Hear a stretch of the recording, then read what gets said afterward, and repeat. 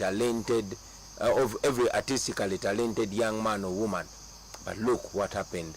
Busoga College Mwiri. We all wanted to go to Busoga College Mwiri. We all wanted to go to Butiki. We all wanted to go to schools like Wanyange Girls. But now, they are more or less gone. So Museveni did not want us to remind our people that way. And that's why he blocked us. The same can be said of districts where Museveni have been blocking us from reaching. During the past weeks, of course, we had the opportunity to go to different districts. I went to Karamoja, and the sight of poverty you see in Karamoja, a naturally endowed area, it is very sad. You know, I met some people, some young children, evidently malnourished, as if we are, you know, parading them for the journalists to come and take pictures. But the sad irony was that besides these malnourished children, there were still hungry looking young men holding brand new AK-47s being used to keep their people in poverty. That is the reality in Uganda. Hungry mothers, hungry fathers, miserable people. This and more is what was happening in places we go to. Hungry and mean-looking soldiers holding brand new weapons. But on their side, miserable children with no future to speak of. But it reminded me that that is how Museveni sees us. He sees us as his slaves. He sees us as people that are only supposed to be used as tools for him to milk our country.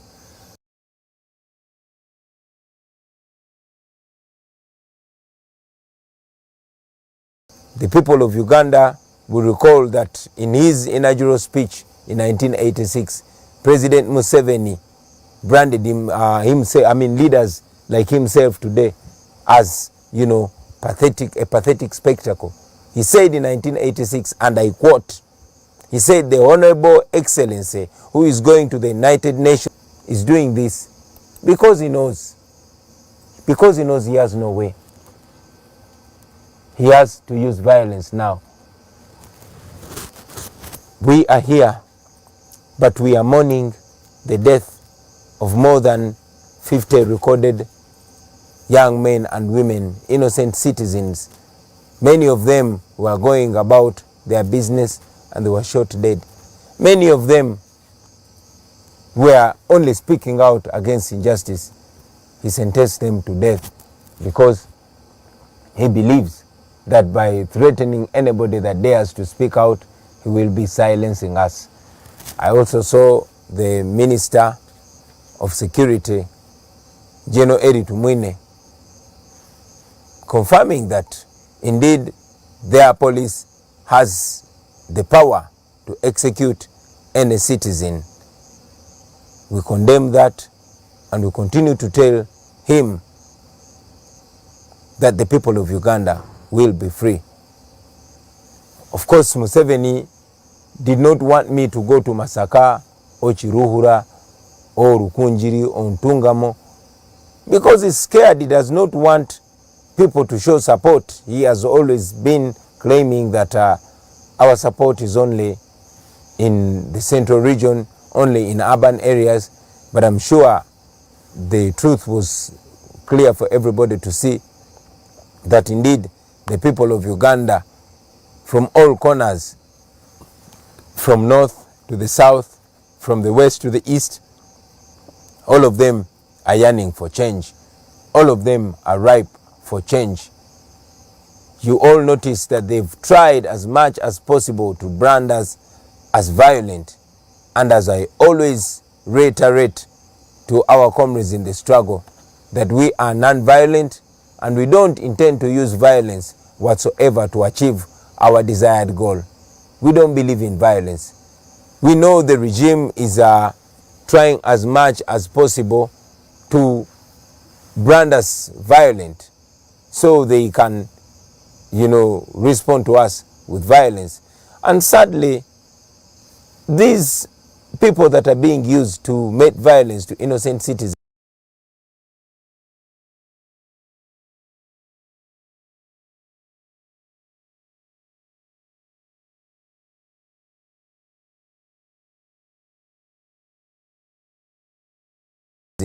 they are equally miserable.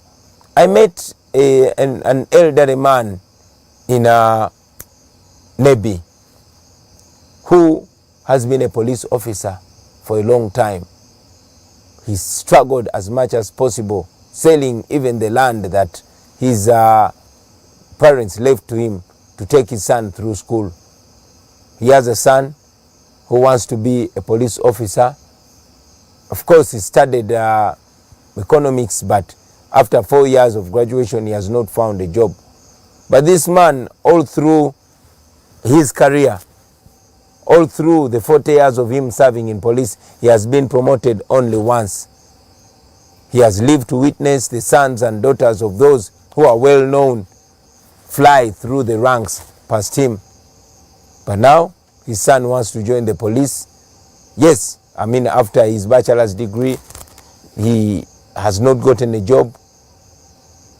He's at crossroads seeking advice from me, and my advice to him was to vote, to come out and vote, because this cannot be fixed if we don't have a better leadership.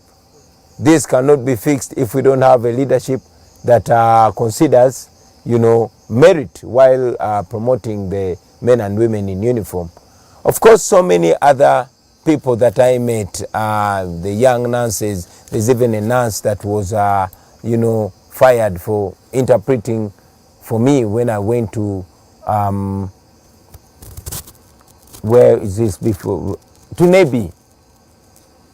No, to Pakwach actually. I was in Pakwach. This nurse is going through trouble for translating words that are not inciting violence, for translating words that are only communicating a message of freedom. My fellow Ugandans, I only want to encourage you to be firm. I only want to encourage you to believe in change that is before our very eyes. We are going to the polls on January 14th.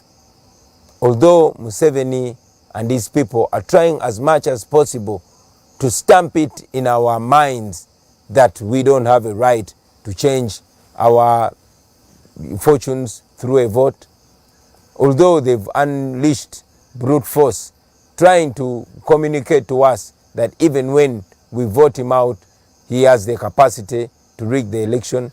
But I want to give you confidence, my brothers and sisters, that it is possible. We have seen more brutal dictators around us, but the power of the people has prevailed, and the people's voice has ultimately reigned supreme. So I want to give you confidence. I want to give you encouragement. It is sad that we lost our people. It is sad that our country continues to be divided by people that know how dangerous it is to divide us, but we as a generation should stick together.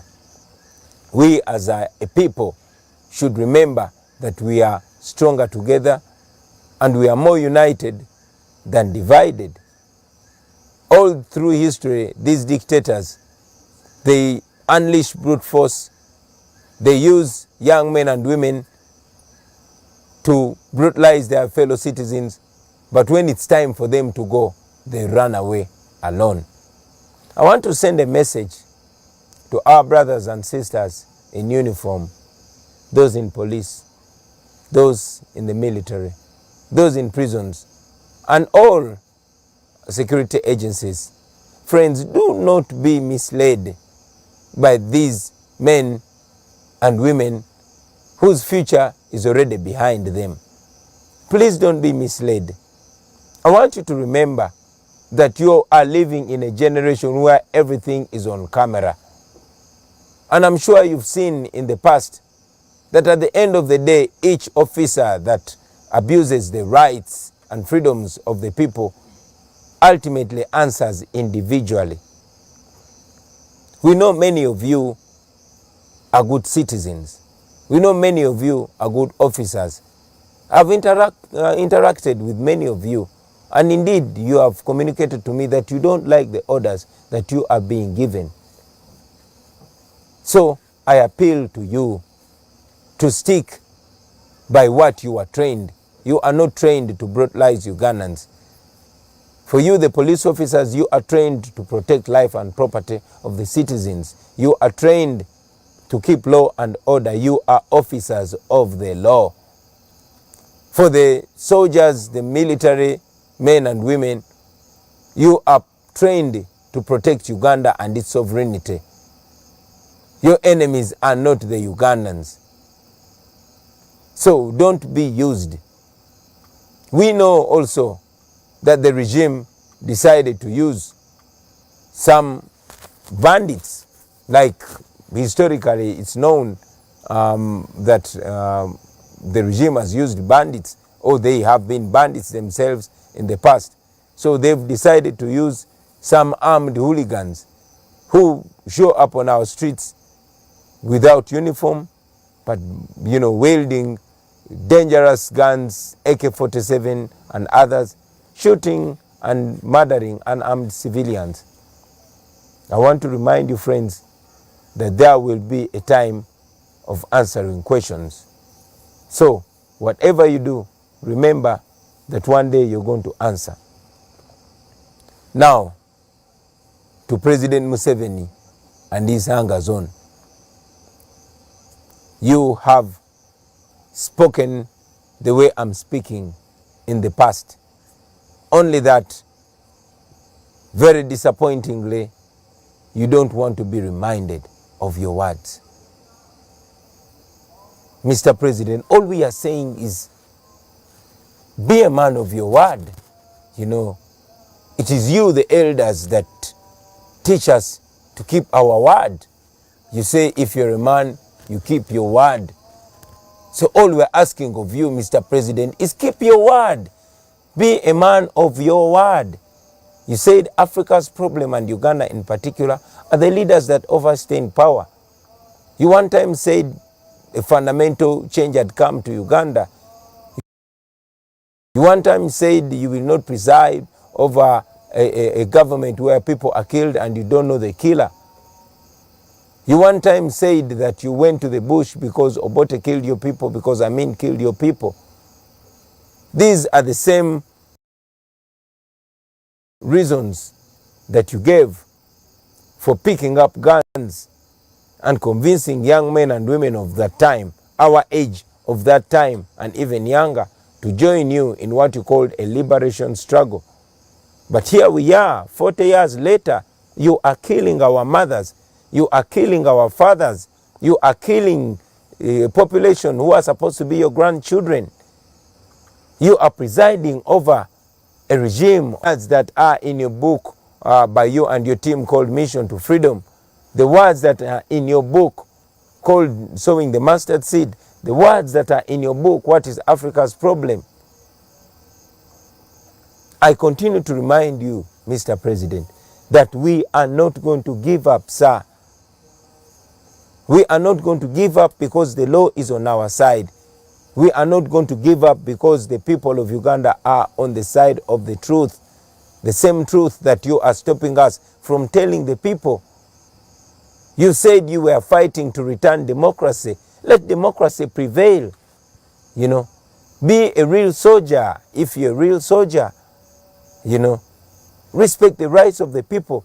If it is democracy, let it be democracy.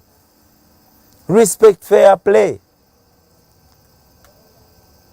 Let the people of Uganda decide.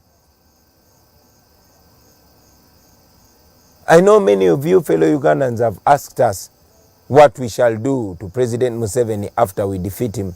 I've said it and I'm saying it again, that now entirely depends on him. It depends on how he wants to go out.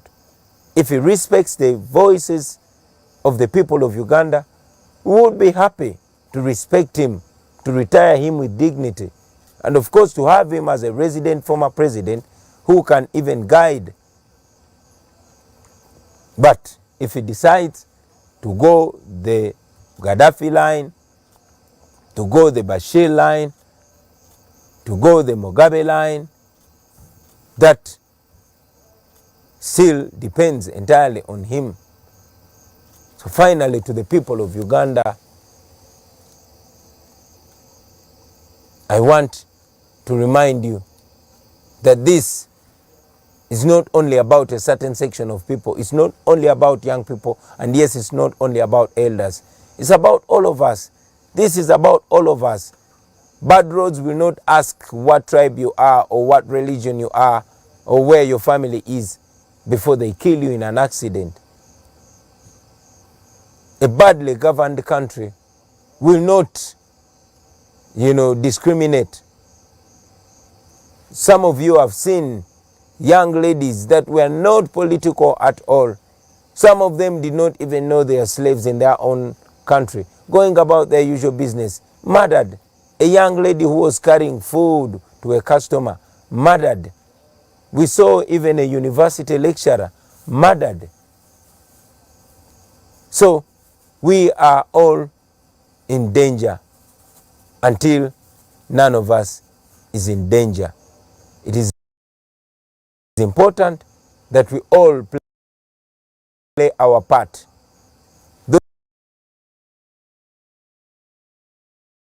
Those in Uganda and those in the diaspora. We, the leaders, all we can do is offer ourselves to lead the charge. But everybody is equally important. I want to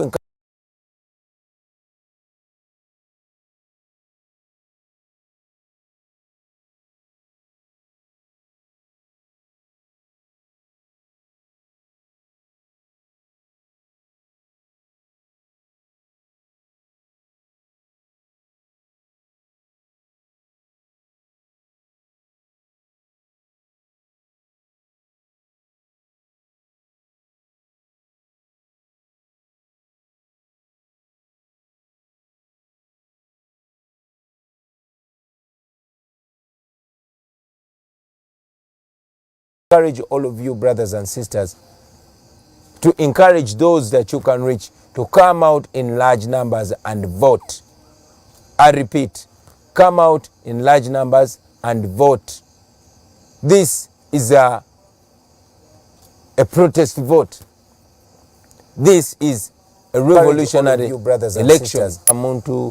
To encourage those that you can reach to come out in large numbers and vote. And all other colleagues come out in large numbers and vote. None of us can easily succeed alone, but if we come together, we can chase this man away. This is a revolutionary. We can put an end to this dictatorship if we all come together. If we all come together, this can be all other colleagues.